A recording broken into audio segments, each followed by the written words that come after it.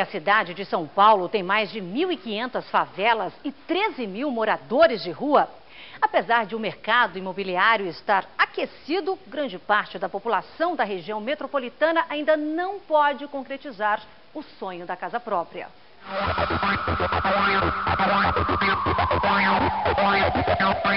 Bárbara Frias e o marido financiaram um apartamento pela Caixa Econômica Federal há 10 anos antes de se casarem. Na época, a prestação era compatível com a renda dos dois.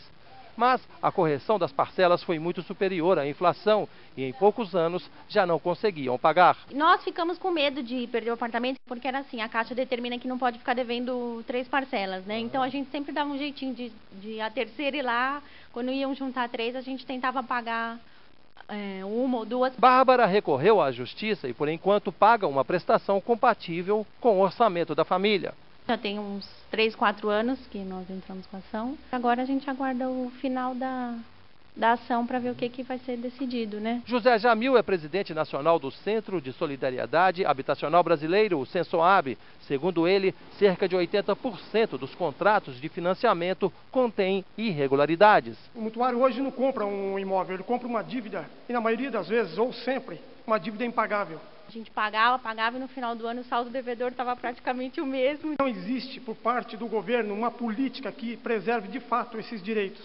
Infelizmente, os milhões de trabalhadores brasileiros que sofrem anos para pagar o financiamento da merecida casa própria podem se considerar privilegiados diante da situação de uma grande parcela de excluídos. Para a gente ter uma ideia, a cidade de São Paulo tem 40% da sua população que mora na informalidade urbana. Segundo a Prefeitura, em São Paulo há 1.565 favelas, 1.152 loteamentos irregulares, 1.885 cortiços e 13 mil pessoas moram nas ruas. Considerada a locomotiva do Brasil, a região metropolitana atrai milhares de pessoas de outras cidades, estados e países em busca de sobrevivência, melhora de vida. Não há emprego nem espaço dignos para toda essa grande massa, o que acarreta o aumento dos problemas sociais, como ocupação de áreas degradadas, de regiões de proteção ambiental e de áreas de risco. João Sete Ferreira sugere que seja criada uma espécie de fome zero da habitação.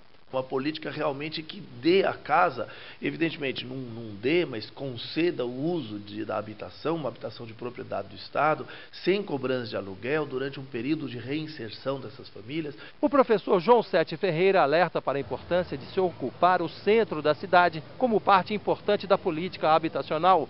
Enquanto há inúmeros imóveis vazios, milhões de pessoas se espremem em beiras de córrego, favelas, cortiços. Tem alguns bairros que crescem 10% ao ano, quanto que o centro da cidade está se esvaziando. Então isso já dá a medida do quanto essa cidade é desequilibrada. São Paulo cresce como uma metástase e políticas públicas precisam ser levadas a sério, pois a grande São Paulo pode se tornar um caos insustentável, sem ruas para os carros, sem hospitais para os doentes, sem escolas de qualidade, sem casas para grande parte da população. Hoje, em São Paulo, por exemplo, nós temos aí 700 mil famílias sem moradia. E nós temos 1.700.000 imóveis desocupados. Então, é uma questão de adequação. Muitos sonhos perdidos e poucas razões para acreditar no futuro. O repórter Pedro Paulo Blanco acompanhou a difícil rotina de uma moradora de rua.